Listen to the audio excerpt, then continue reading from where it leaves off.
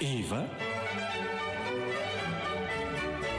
fibeazana miaina sy mity. Eva fandaharana arahanao isan-kerinandro eto amin'ny RDB.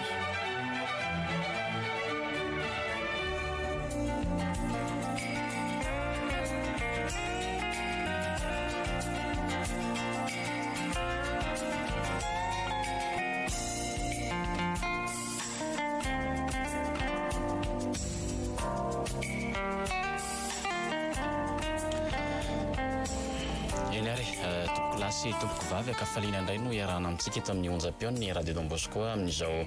alakamisy fa 9 ny volana aprily taona 2020 sy 2020 izao araka izay fiokira izay hatrany araka ny fantatritsika fandaharana Eva fibeazana miaina sy mity indray no misy atsika fandaharana izay arahantsika isan-kerinandro eto amin'ity onjam-peo mamontsika ity. Dia ndao ny voalohan-teninay toloranay ny arahaba ombam-pirarin-tso fiano isika izay mpanjohy tsy tapaka ny onjam-peo anjara no manentana ny fandaharana Bruno Rakotomalala no mampita amintsika izany onjam-peo any toerana misy atsika any na iza misy anareo amin'izao fotoana narahana ny fandaharana izao. Dia toy ny mahazatra amin'ny fandaharana ohatr'izao misafidy lohahevitra ampitana izay hoe sehatry ny fanabeazana izay lohahevitra nisafidiana manokany androany ny makasika ny hoe fandalinana ny fanambarana mikasika ny fanaovam-bakisiny izay fanambarana nataon'ny veky izy io izany hoe fandalinana ny fanambarana nataon'ny veky io ny fitoran'ny fifampizarana eto amin'ity fandaharana Eva fibeazana miaina sy mity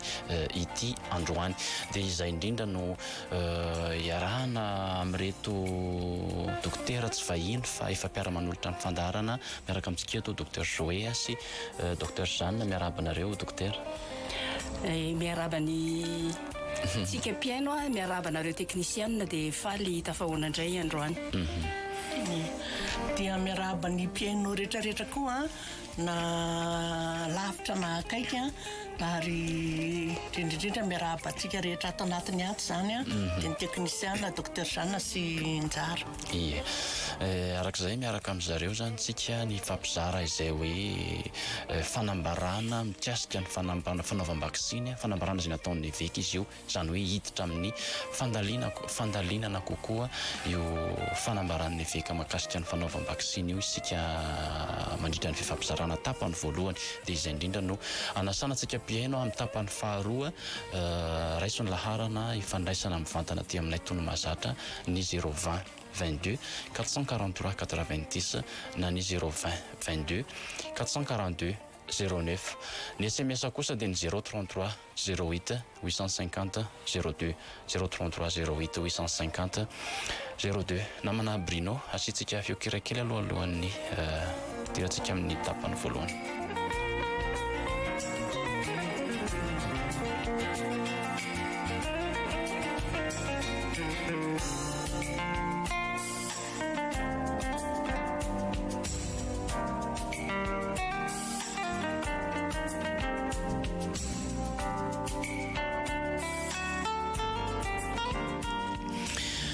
Ena re tonga dia hiditra avy hatrany amin'ny fifampizarana voalohany tsika dokotera araka ny safidy lohahevitra safiditsika androany hoe fandalinana ny fanambarana mikasika ny fanaovam-bakisiny izay nataon'ny vaomeran'ny veky nataon'ny veky izy ity ngamba tsara patsahivina ihany hoe fa maninona moa zany ny safidy an'izay lohahevitra izay tsika androany hoe ndao izay no ifampizarana eto amin'ity fandaharana Eva ity izay iarahana aminareo. Raha io fanambaran'ny veky io zany dia efa tamin'ny volana janoary tany no efa navoaka io fanambarana io ary tsisy fotoana mihitsy iresahana momba ny fanambarana io misy ara mety maro mihitsy tsy nahenao an'ilay fanambarana akory. Dia ny antony safidianana azy zany dia araka le fitenenina teo hoe fanambarana mikasika ny fanaovam-bakisiny dia fantatsika tsara fa misy karazam-bakisiny vaovao zany tsy mbola mahazatra ny olona tonga teto Madagasikara tato anatin'ny taona vitsivitsy zay ohatra hoe ny vakisiny fiarovana covid ny vakisiny fiarovana mamiady amin'ny vozon'ny tranon-jaza ny vakisiny fiarovana ny mpox zao nanindra rajako koa ankehitriny mbola tsy mahazatra ny olona zany mbola vaovao amin'ny olona dia vokatr'izay zany dia misy fifamoafoany resaka be zany mikasika an'ire vakisiny atao reny zany any amin'ny fiarahamonina zany ary zany famoafoany resaka zany dia tafiditra hatrany amin'ny fiangonana sy ny sekoly dia vokatr'izay zany dia nanao fanambarana ny eveka ray aman-drenindreo zany zay nisoloany ny eveka misana ny tontolon'ny fahasalamana zany tena no namaky anazy zany dia indrindraindrindra koa ankehitriny dia ao anatin'ny fanentanan'ny olona rehetra hanao ny vakisiny mpox amin'ny ministeran'ny fahasalamana dia ataontsika hoe mety mihitsy ny anaovana ny fandalinana. Satria tsika resaka ilay fandalinana zay zany ny antony hoe safidianantsika ity fanambarana ity androany fa tena mba ahafahan'ny olona rehetrarehetra sady ianao koa ny teo ny teny hoe mety misy olona tsy naheno misy ihany koa raha hoe inona zay fanambarana zay hiditra amin'ny fandalinana sy ny fanadihadiana ataoko hoe fandalinana misimisy kokoa zay fanambarana zay tsika tsara angamba ny averintsika hoe manahoana sy manahoana ny votoantiny zay afatra nentin'ny eveka zay. Ireo ray aman-dreny ato amin'ny Eglizy Katolika Apostolika Romana ekara zay soloanay filohan'ny voameran'ny eveka misahana fahasalamana tena dia manao izao fanambarana izao ho an'ny be sy ny maro tsy hakanavaka. Voalohany, maro dia maro ny aretina mitranga ankehitriny. Misy amin'ireny efa nahitam-bakisiny ho fiarovana, misy mbola eo amin'ny mpikarohana. Koa manamafy ny Eglizy ny hanamafisana ny fanabeazana ara-pahasalamana sy ny fandraisana andraikitry ny tsirairay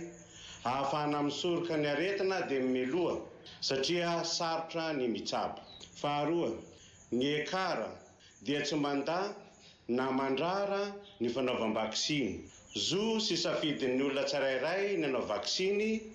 ary safidin'ny ray aman-dreny ny hampanao vakisiny na tsia ny zanany. Mba hanampiana ny olona tsirairay ary na ny ray aman-dreny hanana fahalalana feno sy safidy malalaka hanao izany dia manentana ny Eglizy sy ny sekoly ary ny hainao manjery hiara-iasa amin'ny mpitsabo manana fahalalana sy traikefa momba izay vakisiny atao mba hanazava tsara ny mikasika izany araka ny fandaminana sy ny fotoana hifanarahana any an-toerana. Ny tanjona dia mba ahazoan'ny olona fahanazavana sy fahalalana feno ka tsy hinana ambolony na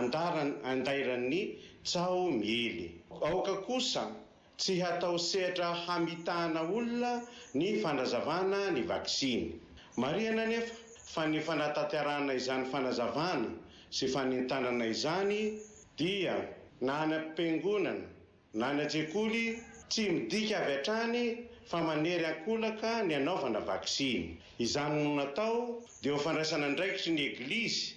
hanampy ministeran'ny fahasalamana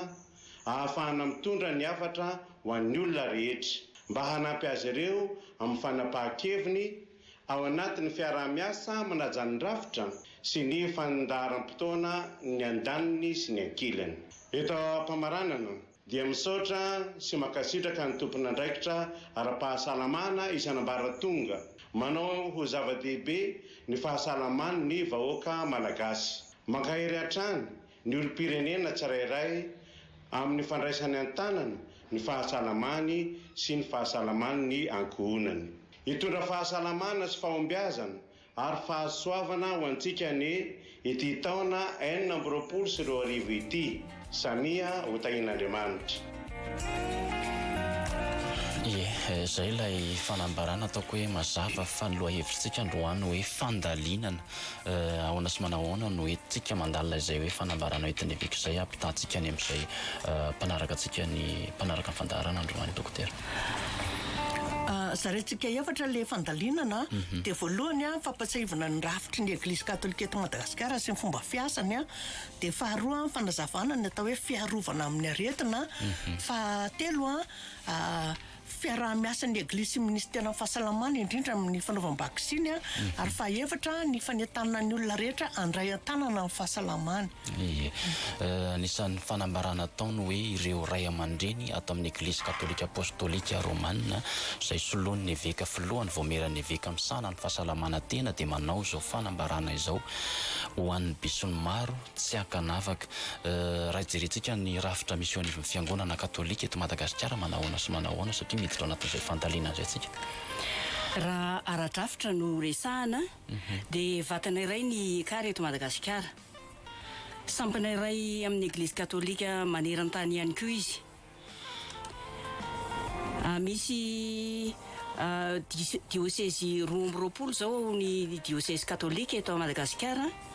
dia ny fivondrona ny eveka no mitantana azy. Dia ireo diocèse 12 ireo ihany koa dia tanotany ny eveka tsirairay avy. Maromaro ny voameran'asa izay tarihin'ny eveka tsirairay avy ihany koa. Izany hoe manana andraikitra mitantana voamiera tsirairay avy zany ireo eveka mandrafitra ny fivondronam-ben'ny eveka ireo. Ohatra ny voamiera episkopaly misahana ny tolon'ny fahasalamana dia Monseigneur Randriamalala Francis Donatien izay eveka Nambanjaka ankehitriny. Izay nanao ny fanambarana teo. Dia eo ihany koa ny voamiera samihafa, anisan'izany ny voamiera amin'ny fanabeazana sy ny sisa. Misy ihany koa ny atao hoe archidiocèse izay manambatra diocèse maromaro. Dia ny mpitarika an'izany archidiocèse zany dia antsoina hoe archevêque. Dia misy 5 ireo archevêque eto Madagasikara. Dia ny archevêque n'Antananarivo, ny archevêque ny Fianarantsoa, ny archevêque ny Toliara, ny archevêque n'Antsiranana ary ny archevêque ny Toamasina. Misy antanatohatra ihany koa ao anatin'ny diocèse tsirairay avy. Dia amin'ny ankapobeny samy mitondra ny anarany io arakaraky ny diocèse, fa amin'ny ankapobeny misy ny district, dia misy ny paroisse, dia misy ny zanam-piangonana. Ny rafitry ny voamiera moa dia manaraka ny antanatohatra foana. Ohatra raha amin'ny resaka fahasalamana zao jerena, satria ny fahasalamana moa no sehatra ho resahantsika androany, dia ny voamiera episkopaly misahana ny tolon'ny fahasalamana no mitarika sy mpandrindra ny fahasalamana amin'ny ankapobeny, antsoina hoe commission épiscopale pour la pastorale des milieux de la santé, na eo amin'ny sehatra ara-panjakana dia mitondra ny anarana hoe écart santé izy. Dia eo ambaniny ny rafitra eo ambaniny zany dia ny rafitra ny voamiera ny diocèse. Dia hotoiziny docteur Di Zoe angambany eo amin'ny rafitra ny diocèse. Ny tenaka moa zany anisan'ny mpandrindra amin'ny voamieran'ny fahasalamana diocèse eto amin'ny diocèse n'Antananarivo. Dia ny dia ampatsahivy koa fa i docteur Jeanne dia mpandrindra teknika ao amin'ny CES, amin'ilay commission épiscopale santé voalaza teo na ny écart santé. Izay mahatonga anay miravavy eto zany manao an'ity fandalinana kely fanazavana. Raha resaka CDS, commission diocésaine de la santé, na ny eto Antananarivo moa zany natao teny-gasa ilay izy hoe VDPF, voamiera ny diocèse momba ny pastoraly ny fahasalamana. Dia izy io indray zany dia mamondrona ny sehatra fahasalamana rehetra ato amin'ny diocèse zany. Amin'ny ankapobeny ireo sehatra fahasalamana ato amin'ny diocèse ireo dia misy ny hôpitaly na ny klinika katolika sy ny izay misy fahasalamana ohatra hoe préventorium sy ny karazan'ireny, infirmerie. Dia misy ny CSB2 sy ny CSB1 katolika rehetra. Ao amin'ny fiangonana katolika moa tsy dia mahavatra ny fiangonana katolika ilay amin'ny teny hoe CSB2, fa saika hoe dispensaire, formation sanitaire. Fa raha dokotera izy dia CSB2, fa raha ohatra ka infirmiera no mitazona azy zany ao amin'ny sehatra katolika dia CSB1. dia ao koa zany a ny aumônerie ny hôpitaly. Misy ny fikambanana katolika misehatra amin'ny fahasalamana. Ny fikambanana katolika misehatra amin'ny fahasalamana fahiantsika matetika angambany a dia ny cercle chrétien de la santé CCS dia eo koa ny AMCM association de médecins catholiques malagasy. Dia misy ny voameran'ny fahasalamana isa-paroasina district. Dia eo amin'ny voameran'ny fahasalamana isa-paroasina district indray a dia mamondrina ny mpiatsehatra ara-pahasalamana rehetra ao anatin'ny paroasina district. Ny tafiditra anatin'izany a dokotera, ny infirmiera, ny sage-femme, ny pharmacienne vétérinaire, ny secouriste, ny agent communautaire, ny mpiasa misehatra fahasalamana rehetrarehetra na mpiasa broarika misehatra fahasalamana dia ny mpianatra ho mpitsabo na paramédico reny a dia misy koa ary ny olon-tsotra zany a te hisehatra amin'ny fahasalamana. Dia ireo voalaza rehetrarehetra ireo zany a dia ao anatin'ny faritry ny paroasy na district. Zay le atao hoe voameran'ny fahasalaman'ny paroasy zany na voameran'ny fahasalaman'ny district. Ny fomba fiasan'ny Eglizy katolika moa zany raha araka le rafitra ny tenenin'ny docteur Jeanne teo a dia hoe Eglizy fiombonana. Zay miombona zany a. Dia faharoa Eglizy manaja ny antanatohatra hiérarchika, ary fahatelo Eglizy manaja ny fandraisana andraikitra isan'ambaratongony. Tsy haiko tsara moa le andikana azy teny gasy fa principe de subsidiarité fa tsy mifanipaka amin'ny sododalana iombonana. Ny anapiko an'izay nitenen'ny docteur Zay momba ny hoe fomba fiasa zany a dia io fanambarana ny ainga avy any amin'ny fivondronam-ben'ny évêque anambaran'ny voamera episcopaly io a tompona andraikitry ny tontolon'ny fahasalamana mba ho fantatry ny be sy maro dia tsy ankanavaka manomboka any amin'ny pretra sy ny religiosy mitohy amin'ny voamera rehetra ao amin'ny ekara dia ny andraikitra zany dia hoe manaparitaka tokony manana andraikitra manaparitaka amin'ny alalan'ny hainy vaky jery ny tsirairay mampilaza mampafantatra nireo rafitra sy fomba fiasa rehetra ireo. Taoko efa nisan'ny fandraisana andraikitra ngezabe zao ataontsika dia ohatra hoe zao ataontsika eto amin'ny radio Don Bosco zao a efa misy ny natao tany amin'ny gazety La Croix, gazety Tafan'ny Arivo sy ny Tafan'ny Arivo katolika tamin'ity volana avril ity. Izao fandalinana sy fifampizarana atao eto zao dia efa fandraisana anjara amin'ny fanapariahana ny tokantrano sy fikambanana tsirairay avy. Taoko hoe tena miditra ao anatin'ny fanazavana misimisy kokoa ilay fampafatarana ny fanazavana sady fampafatarana nylay fanambarana ataon'ny évêque zay niaratsika ny eny teo. Ny fahalalana ny rafitra manko dia ahafahana mahazo tsara ny le fomba fiasa. Satria raha tsy fantatra le rafitra dia tsy hay mampifandray azy amin'le zavatra atao andavanandro. Ie. Hotoizantsika ny fifampizarana fanazavana zay atao fiditra atao anatin'ny fanambaran'ny évêque atao raha verina kely ozy izy hoe maro dia maro ny aretina nitranga ankehitriny misy amin'ireny aretin'ireny efa nahitambaka sy no fiarovana fa misy mbola eo am-pikarohana dia koa manamafy hatrano ozy izy ny Eglizy ny anamafisana ny fanabeazana ara-pahasalamana sy ny fandraisana andraikitra ny tsirairay ahafahana misoroka ny aretina dia ny mbola mialoha satria dia sarotra tokoa no mitsabo. Ty fizarana faharoa ty dia tena fanamafisana ny atao hoe fierovana amin'ny aretina. Efa verimberitsika eto foana ny fitenenana hoe aleo misoroka toy izay mitsabo. Efa nisy fandarana koa teto tamin'ny volana janvier tamin'ny mazava-dehibe ny fanabeazana ara-pahasalamana mba ahafahana misoroka ny aretina. Dia tokony ho fantatsika fa ezaka lehibe ataon'ny manam-pahaizana no mikarikeran-tany ny fikarohana vaksiny entina miaro amin'ny aretina isan-karazany. Maro amin'izy ireny no efa nahitana vokatra ohatra ny vaksin'ny tuberculose, ny kitrotro, ny typhoïde, ny kodavareny, ny endramboalavo, ny tétanos, ny aromotana, ny hépatite, ny tazovony, ny peste. Tsy lava be, tsy hita ho tanisaina. Ireo efa hita ireo dia atomboka amin'ny zazakely mihitsy. Zany hoe fatrany mpiterahana zany a voalatsaka ny zaza mety hatrany am-boka akory ary de efa voalatsaka ny zaza de efa atao reny vaksiny reny misy amin'ireny vaksiny reny nefany a toa ohatrany hoe maimaika amin'ny fijerintsika azy satria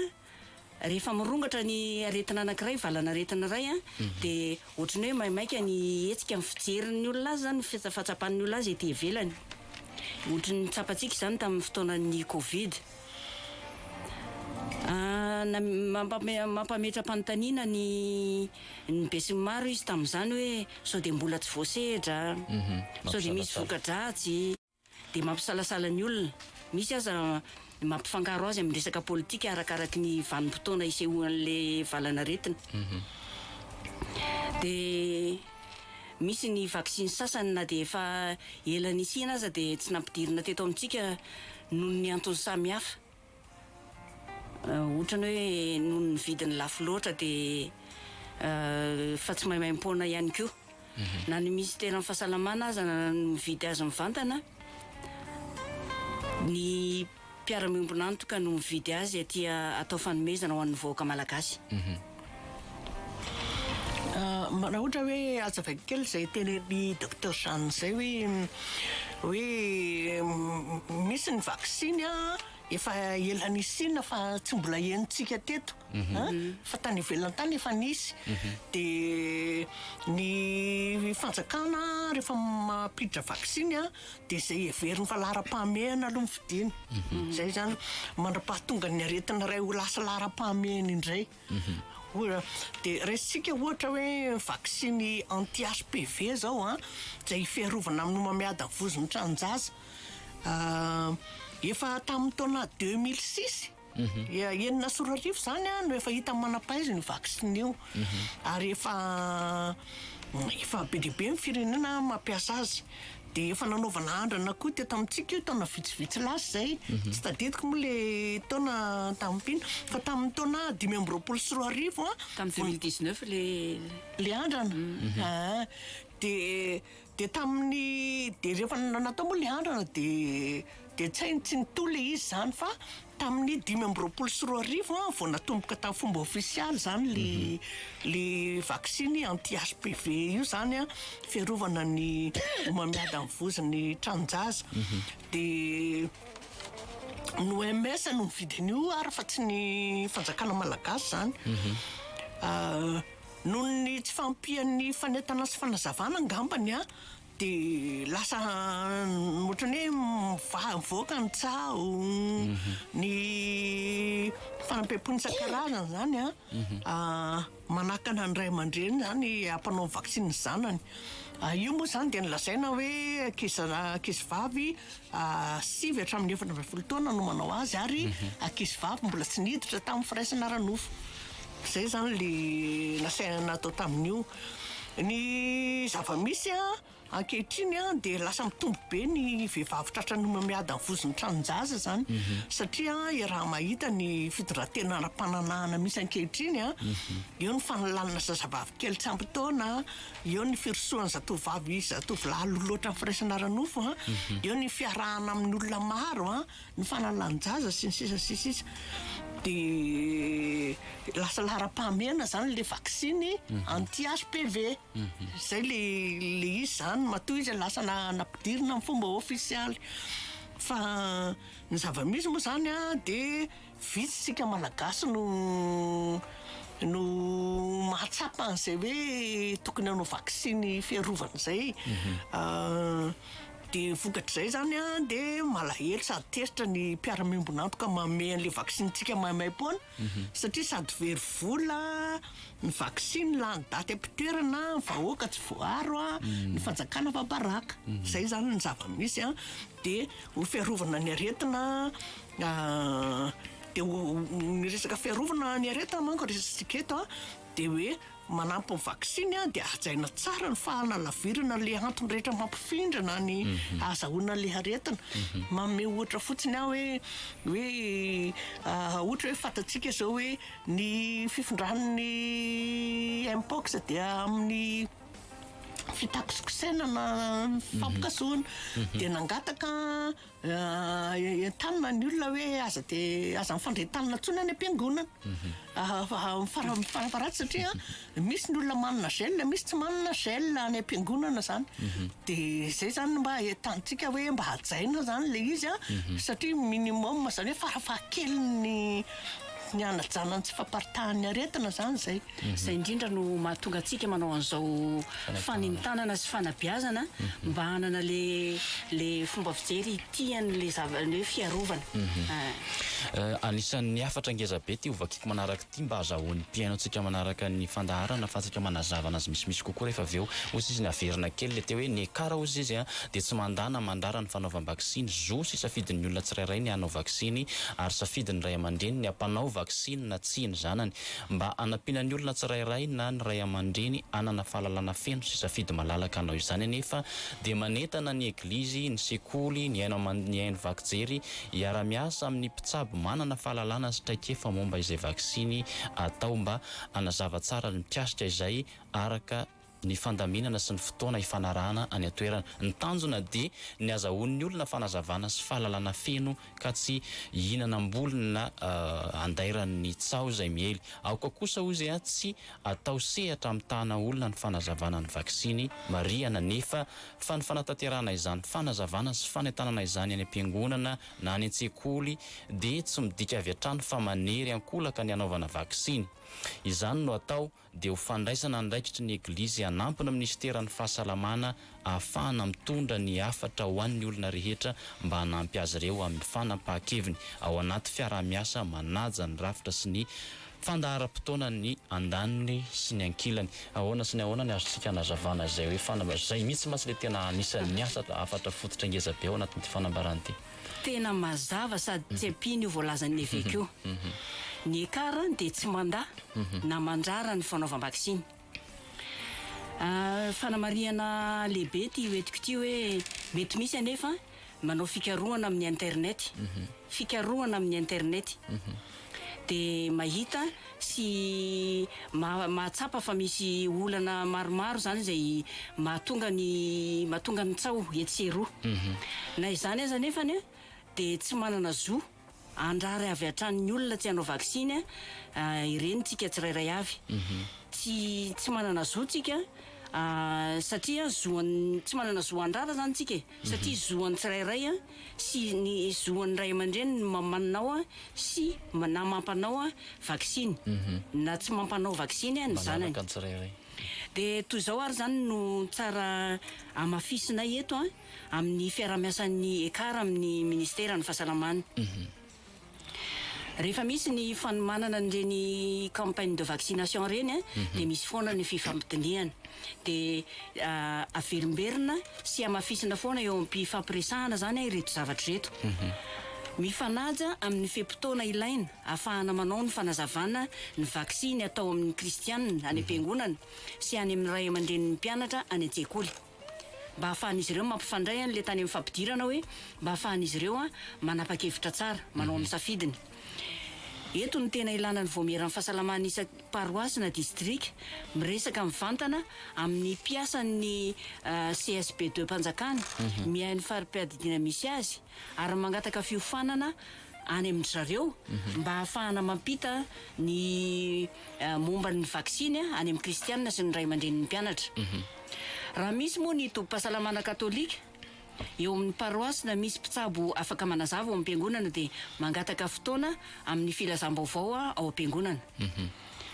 amafisina tsara fa ny fanazavana no atao fa tsy famporisihana andeha hanao vaksiny ny famporisihana atao dia ny famporisihana ny olona ahay andray fanapahan-kevitra ho amin'ny tombotsoany sy ho an'ny tombotsoany zanany izany dia mba hialana fa manosika ankolaka ny kristianina na ny ray aman-dreny ny fiangonana raha manao ny fanazavana ny am-piangonana na any an-tsekoly raha misy ny tompom-pahasalamana katolika koa ao amin'ny fiangonana dia ny fiarah-miasa manokana amin'ny CSP2 miadidy azy na ny atao hoe CSP2 de rattachement any no anaovany vaksiny na tsy fa tsy misy idiran'ny fiangonana mivantana ny toerana fanaovana vaksiny noho izany dia any amin'ny toerana voafaritry ny tompona andraikitra ara-pahasalamana any ivelany faritry ny eglizy sy ny sekoly katolika ankoatra ny hoe tobim-pahasalamana eo amin'ny faritry ny fiangonana izay andreketan'izy ireo manokana. Zay zany amin'ny ankapobeny ny fandaminana sy no resaka natolotra tamin'ny tompon'andraikitra amin'ny farim-piadidian'ny fahasalamana. Ie, amaraparana ny fifampizarana azafady anampy kely fotsiny ny zavatra misy matetika ny CSPD farim-piadidiana tonga dia manatitra taratasy mpanentanana any amin'ny fiangonana na hoe tia vakinareo dia le tompon'andraikitra amin'ny fiangonana tsy maharaka hoe inona moa iny fa tonga dia mamaky zay le izy dia zay zany no tsara hoe ilana n'le voamierana fahasalamana fa tsy misy taratasy mikasika ny fahasalamana vakiana ao am-piangonana raha tsy mandalo amin'ny voamierana fahasalamana zay na mandalo ao amin'ny pretra fa tsy tonga dia hoe aterina any amin'ny sekretera dia vakiana se tonga dia vakiana ao am-piangonana zay ngamba ny tsara mipetraka tsara. Tena mety mihitsy zay. Aleo ataontsika ihany ty famarana nataon'ny fanambaran'ny victime hoe eto am-pamaranana ho zay dia misaotra sy makasitraka ny tompon'andraikitra ara-pahasalamana isan'ambaratongany manao zava-dehibe ny fahasalaman'ny vahoaka malagasy. Mankahery hatrany ny olo-pirenena tsirairay amin'ny fandraisany antanana ny fahasalamany sy ny ankohonany dia hitondra fahasalamana sy fombiazana ary fahasoavana ho antsika rehetra ny ity taona 2024 ty samia ho tahin'Andriamanitra. Ngambany iny ambarana antsika nyity tapany voalohany ty dia hitodika any amin'ny mpiaintsika dokotera. Ie, arak'izay voalaza zay zany dia fanentanana ny olona andray an-tanana amin'ny fahasalamana no resaka tsika eto. Mila satria arak'le tenenina teo dia manampy ny fanomezam-panazavana no andraikitry ny fiangonana fa ny olona tsirairay ray aman-dreny ny tompony safidy ka raha ohatra ka tia andray an-tanana ny fahasalamana ny olona tsirairay dia mahay mandinika mitady fanampanazavana na ohatran'izany zany fanjarantsika tompon'andraikitry ny fahasalamana no manome ny fahalalana sy ny ahafahany mandray an'izay fanapa-kevitra zay sy manao fanentanana Ie, eny ary hitodika tapitra ny tapany mandeha dia mandeha ny fotoanantsika tapitra ny tapany voalohan'ny fifampizarana hiditra amin'ny tapany faharoa amin'ny fifampizarana tsika namana Bruno amaky ny SMS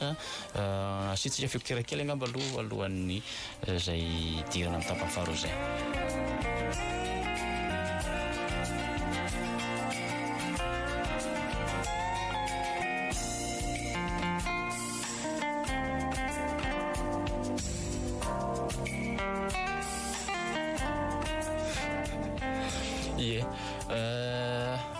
Fanazavana moa zany lohahevitra fa tsy hivina kely amintsika le fanazavana lohahevitra ny fifampizarana androany hoe ina moa zany fanazavana ilay fanambarana nataon'ny veka mahakasika ny fanaovam-bakisiny. Tonga amin'ny tapany faharoa zay andraisana anareo mpiaino izahay 020 22 442 443 90 na ny 020 22 442 09 ny SMS dia 033 08 850 02. Salama Eva. Te antany aho hoe tena ilaina ve ilay mandoa rakitra rehefa manao vaksiny dia makaiza ilay vola avy eo tsy mino aho hoe vidim-panafody misaotra tompoko. Misy rakitra zangamba ny anao an'io famaliana ty fanontaniana anankiray ny fikambanana mpitsabo katolika MCM zao dia manana dispensaire anaky-enina dia anisan'ny zavatra saina ataon'ny olona le manao rakitra rehefa manao vaksiny tonona ny zaza atao vaksiny averiko tsara hoe rakitra dikan'ny rakitra dia tsy hoe tsy maintsy mandoa ohatran'ny consultation hoe tsy maintsy zao tsika malagasy zany mbola mieritreritra foana hoe maimaim-poana tsy misy zavatra maimaim-poana mihitsy satria raha ohatra zao hoe miditra amin'ny tobim-pahasalamana anankiray ianao miditra ao ianao dia eritrerety tsara fa voalohany indrindra misy karaha mampitsabo ao sy tsy mpisabo ihany fa hatramin'ny infirmier hatramin'inona vitan'izay fa mandoa jiro sy rano ny tombo-pahasalamana. Manaraka an'izay misy fitaovana rehetrarehetra ampiasainao ilay misy amortissement daholo, misy zavatra hoe vola miala zany. Ka raha ohatra ianao ny vaccine manko alaina any amin'ny CSP2 de rattachement ny vaccine atao any amin'ireny dispensaire reny, ary tsy tonga ho azy ao io vaccine io fa misy olona mandoa vola frais maka an'iny ihany, na de hoe maimaimpona ary no angalana anazy any amin'ny CSP2 de rattachement de tsy maintsy misy frais ho an'le olona mandeha maka azy sy manatra azy. Ary io vaccine io tehirizina anaty frigidaire io, fa tsy hoe mipetraka fotsiny ao mandeha courant zany frigidaire zany. De ianao ve angatahana rakitra fandraisana anjara de malahelo an'le zay ianao zany. Zay zany mba tiako hoe mba samitsika raiso tanana le fahasalamantsika ary aza mieritreritra ny tenantsika rery fa tsy misy zavatra mamaim-poana zany omena amin'ny fiainana fa misy fandraisana anjara daholo. Eny fanazavana moa zany anisany hoe nangatahan'ny olona zay mety hoe ho antony anisany manampy anazy koa hanapa-kevitra amin'ny fandraisana tanana fahasalamana zany. Salama Eva, mba ty angataka fiaonana aminareo dokotera ozy fa manana olana saribahana azo atao ve tompoko dia aizany mety ahitana anareo ny dokotera. De miantso ny numéro téléphone ao ambany. Maka ny numéro amin'ny standard. Amin'ny radio Don Bosco zany miantso de Firy le numéro? 22 020 22 443 90 87 87 022 020 22 443 87 de anareo maka numéro anay. Bonjour, les vaccines ve zany andoavana vola dokotera fa ity aminay mantsy ambany vohitra tenen'ny mpiasa amin'ny fahasalamana hoe mandoa vola 3 alina ariary de marina ve zany dokotera avy any amin'ny miadana Andramasina ny mandefa ny afatra ataoko mifamaly amin'lefa navalinao to ihany ny tena tsara angambany raha ho an'izay zany satria précis mihitsy le toerana de manatona ny tompona ndraiky tsara-pahasalamana eo ny fari-piadidiana misy anao satria zahay aty tsy afaka maly an'izany. Hoe inona le tena zava-misy fa izany aloha mahita hoe le 30 000 le 3 alina be loatra tena trop zay. Eny arakaraka le fandaminana any fa miakana samy manana ny paikadiny moa ny tombo-pahasalamana ahafahana manamaivana ny fizakana ny fanatanterahana de tsara raha resaka mivantana amin'ny tompona andraikitra toerana. Ie. Eny ny tompona andraikitra koa ngamba zany zay. Ie, antenaina hoe miano antsika ny tompona andraikitra isanambara tonga ny raha misy vaccine ozy namantsika tonga ho atao amin'ny olona dia anareo mpiasa ny fahasalamana no mila voalohany manao azy satria ny mpiasa ny mila resy lahatra voalohany. Misaotra amin'le fanamariana ary ataoko efa manao raha amin'ny mpox zao dia efa anisan'ny lahara-pamiaina ny manao vaccine ny mpiasa ny fahasalamana satria mifanerasera mivantana amin'ireo marary raisina ny tanana dia fanentanana amin'izay dia misaotra amin'ny fanamariana. Fa na izany na tsy izany misy araka ny karazana vaccine io. Ny mpiasa ny fahasalamana zao lohalarana zay zao nanao Covid, nanao vaccine Covid zao zay. Satria le olona mandalo ao aminao nge be dia be sy fantatra hoe manao ahoana na manao ahoana fa ny misy koa nefa ny vaccine nge tsy afaka ataon'ny mpiasa ny fahasalamana ohatra fotsiny zao reny le vaccine anti HPV ankizy 7 hatramin'ny 4 taona dia ahoana indication dia zay dia ahoana moa ny anaovana hoe mpiasa ny fahasalamana tsy maintsy anao resy lahatra voalohany raha misy vaccine tonga dia tsy maintsy nareo manao voalohany eny ka zay mila mandinika tsara koa tsika zany. Salama tompoko, firy taona ozy ny ankizy no afaka manao vaccine mpox dia afaka misitraka daholo ve ny olona rehetra? Ny tena tsara satria le vaccine mpox zao efa misy isaky ny CSP2 CSP2 fanjakana dia ny tsara manatona any nareo satria le izy koa zany arakaraka le zavatra nytenenina hoe iza no prioritaire satria 10 000 zako mafangaro ny am'vola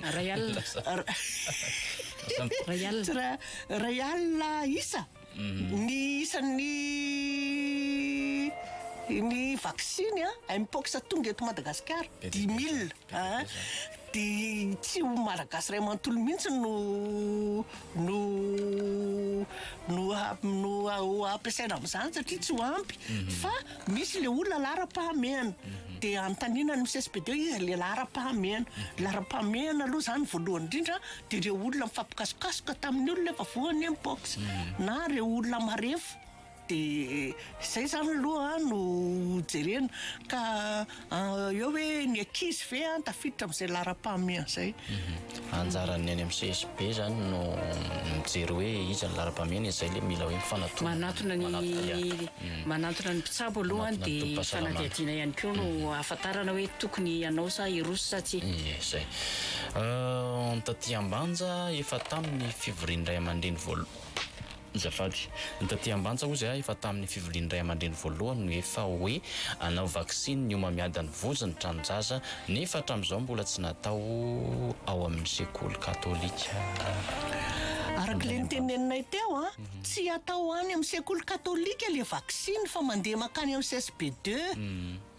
zay tsy atao amin'ny faritra ny sekoly katolika zany na faritra ny fiangonana katolika le vaksiny raha tsy hoe misy tombom-pahasalamana katolika ao anatiny ao fa mandeha any amin'ny CSP2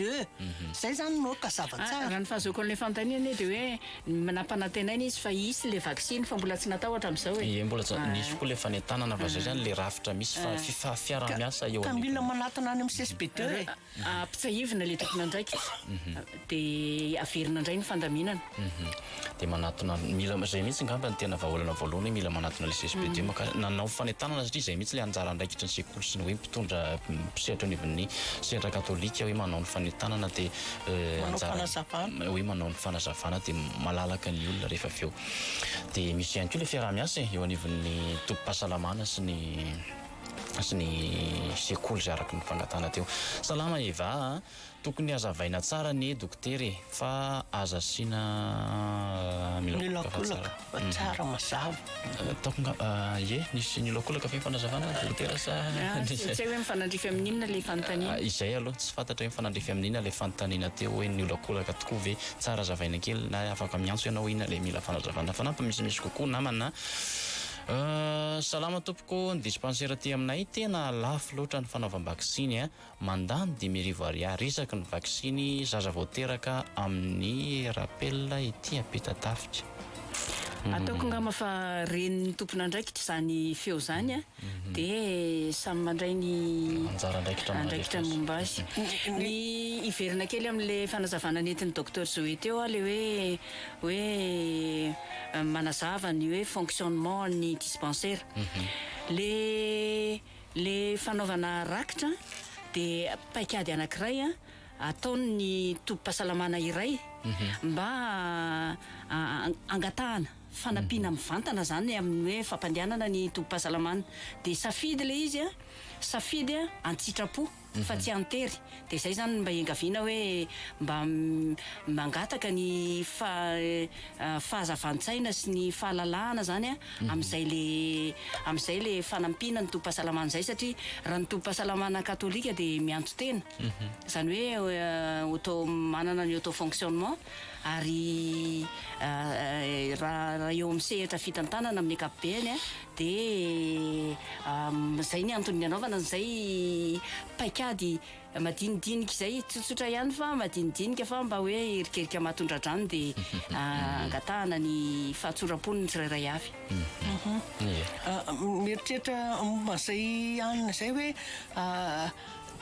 rehefa manao vaksiny manko misy alefa nazavaiko teo hoe maka ny fanafody ny mitahiry anaty frizidera na ny ohatra fotsiny aho hoe ny vovo ampiasaina anaovana an'le vaksiny ny alkôla vola daholo ange zany ary tsy atohan'ny fanjakana zany fa ny vaksiny ihany ny atohany rehefa maka vaksiny any amin'ny CSP d'hydratation de zay fotsiny zany safidy koa no andehananao any am'le tobim-pahasalamana io afaka makany amin'ny CSPD nge ianao CSPD mpanjakany de safidy koa le izy fa tsy hoe terena zany ianao zay fotsiny zany no zava-dehibe de le hoe fiarovana mahatsapa-tena hoe mandray an-tanana ny fahasalamana tsy zay dokotera salama ozany namantsika vehivavy 7 taona marary matetika sady reradava de afaka manao vaksiny mpox ave tompoko de misaotra raha vao misy tsy fahatombanana zany eo amin'ny toe-pahasalamana amin'ny ankapobeny de matetika ahemitra ny fanaovana ny vaksiny de zay ny antony hoe manatona foana ny tobim-pahasalamana de ny mpitsabo no manampy anao amin'izay hevitra zay mampiko fanazavana kely hoe ny inona dikany vaksiny nge misy tsy mikaretina na pahankely amin'le tsy mikaretina ampidirina amin'le olona atao vaksiny de mamorona hery fiarovana ny tena ny anticorps amin'iny le apahany tsy mikaretina zany tsy makarary fa mafahana kosa mamorona anticorps na hoe hery fiarovan'ny vatana zany miady amin'ny aretina iny ka rehefa tonga le aretina tena matanjaka rehefa aveo miditra aminao de ianao efa manana le hery fiarovana ohatr'izay zany no dikan'le vaksiny ka raha ohatra ianao ka kely loatra le herinao misy aretina mitaiza ianao misy aretina hoe ianao mahatsapa hoe reraka de aleo aloha tsy manao le vaksiny satria ianao ampidirina le apahana kely tsy mikaretina nefa ianao ny herinao tsy avita amorona n'le hery fiarovana de zay no hoe aleo aloha ahemitra kely ny fahasalamana zany ozy izy namantsika tokony gratuit nareo mpiasa amin'ny fahasalamana no tokony mangataka amin'ny mpitondra fanjakana za zany tiany lazaina zany de hoe zo ny fahasalamana zay le tiany atongavana zo ny fahasalamana tena marina zany de atao hoe raisina misaotra amin'le fanamariana fa tena marina tokoa le hoe anjaranay no mangataka amin'ny mpitondra fahasalamana de atao hoe tafitaka amin'izay samy manana ny afatra ho raisiny zany zay ny tompona ndraiky ty sanambaratonga fa averiko foana le hoe mila mandray an-tanana amin'ny fahasalamantsika tsika tsika tsy te rehefa tsy te andany vola tsika itsabona de ataontsika le fiarovana zany le fiarovana amin'ny tenatsika zany fiarovantsika amin'ny aretina tena manomboka any amin'ny zavatra tsy raha ohatra zao hoe asaina manaja fahadiovana ianao de marina fa lafilafy ny rano sarotsatra ny rano fa ohatrany hoe ny tenanao ny afaka manadio ny tenanao ohatra zany de ohatra koa hoe finanana misy manko olona mividy aretina filaza azy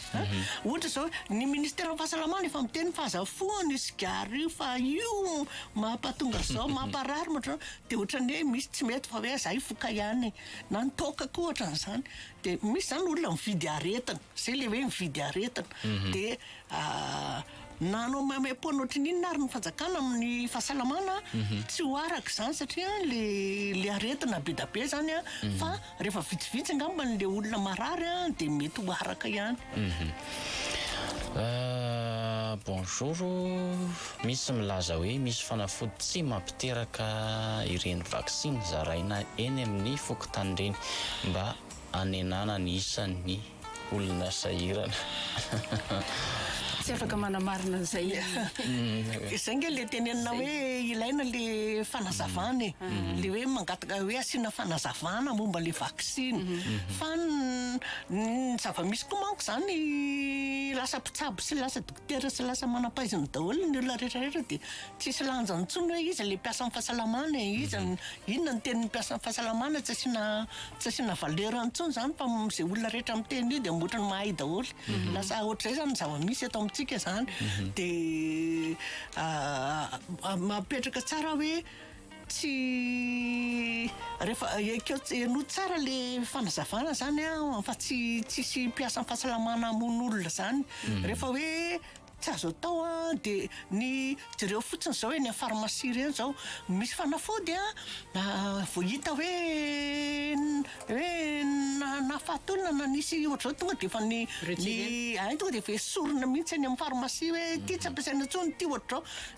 mipiasa amin'ny fahasalamana zany maharaka an'izany satria tonga dia efa mandeha fa filazana hoe asorina tsy azo ampiasaina intsony nohatr'izao tsy azo ampiasaina intsony nohatr'izao ny fanafody anankiray matombo voaka dia ny tombotsoa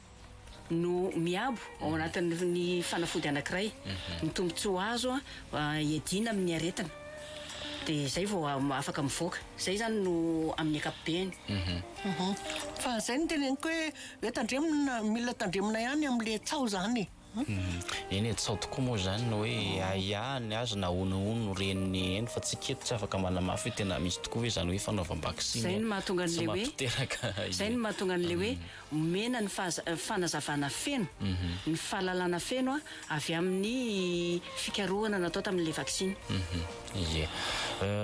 salama Eva tokony isy vaksiny fanefitry ny inona izy zany namana Bruno tazo moka angambany izany tazo ngamba tazo ka ozy izy lolo tazo moka angambany io ay tazo famirongitra ty aminay tokony olazainy le toerana dia mipita ny afatra ie tsy fantatra zay moa zany le fanontaniana hoe tokony misy fanaovam-baksiny mahakasika ny fanaovana ny firongatra ny tazo zany le izy zany araka le nitenenina teo hoe betsaka ny vaksiny efa nahitana betsaka ny aretina efa nahitana vaksiny fa mbola maro koa nefa ny eo andalam-pikaroana ohatra zany ny amin'ny sida zao efa andalam-pikaroana efa firy taona fa mbola tsy mety mahita dia ohatra koa ny tazomoka koa ngamba ny anisan'izay koa mbola tsy mahita fa na izany na tsy izany ny tazomoka nge fa mazava tsara hoe ahoana ny fomba fifondrahana io voalohany indrindra le hoe diovina ny lobolobo tsy asiana raha lobolobo manodidina ny trano zany tokony tsy hisy lobolobo manodidina ny trano ny rano miandrina efa fantatra le hoe inona le fiarovana dia efa hoe matory anaty lay zay zao ty Antananarivo fa matory anaty lay zay tena tsy za zany ka misy eto ka vao manenoneno fotsiny le moka hoe zy dia efa mahasorena anao dia zay dia matory anaty lay foana dia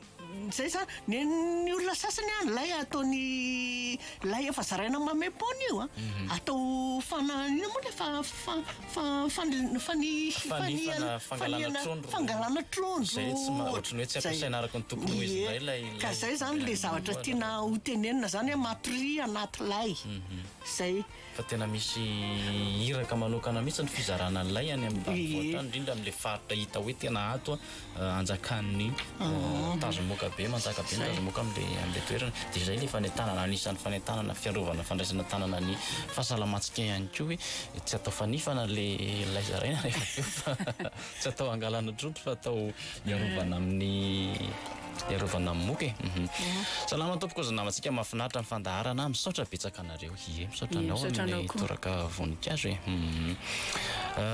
amina aloha na mandoha vola na tsy dia manao za satria fahasalamana ilay izy satria ny aina no ambony tena zany mihitsy amin'ny reny toeram-pahasalamana reny ihany koa ane tsy hoe na dia mipetraka arany hoe fangatahana vola na fangatahana rakitra na fametrahana hoe fandraisana anjara dia misy amin'ireny foana ny sehatra fiahinany ara-tsosialy dia anjaran'ny olona tsirairay no milaza manatona ny tompona andraikitra eo amin'ilay toeram-pahasalamana hoe marina fa misy an'ity fandraisana anjara ity fa izah kosa dia zao no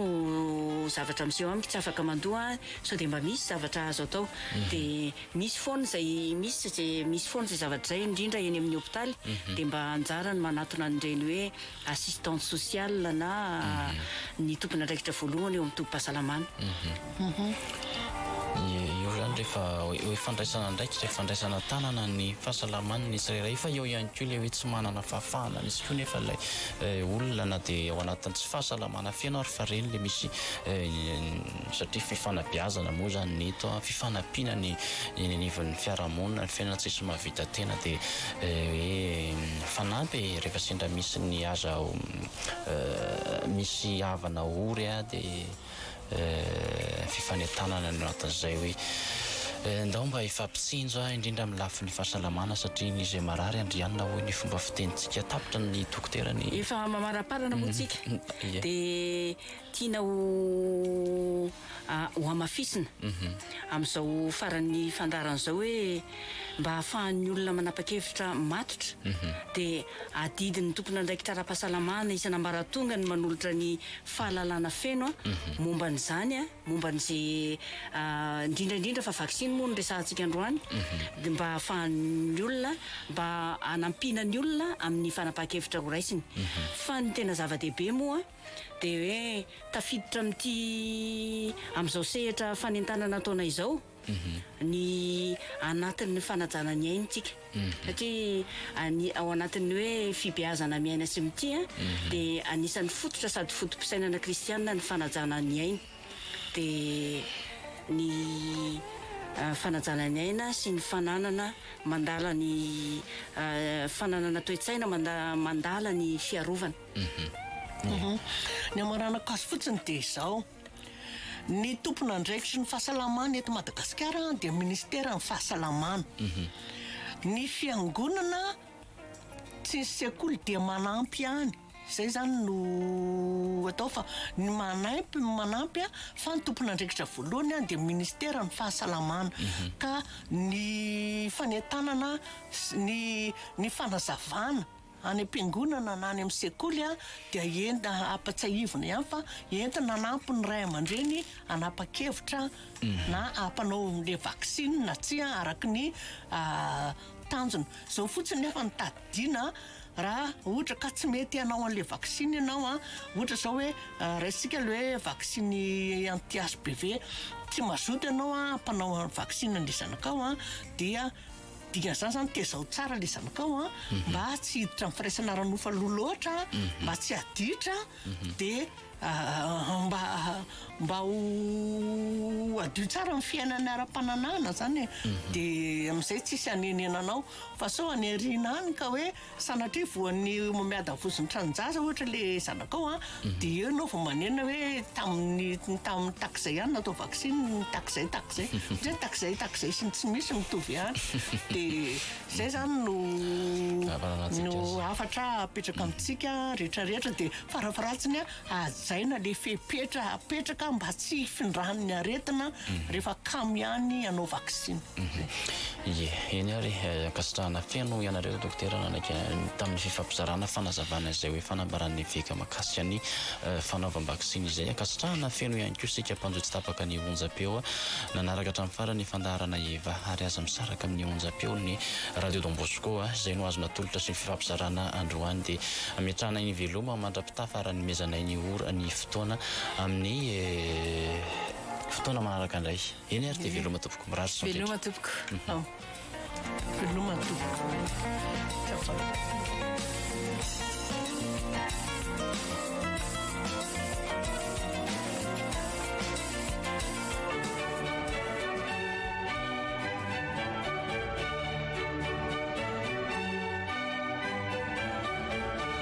Eva fibeazana miaina sy mity Eva fandaharana arahanao isan-kerinandro eto amin'ny RDB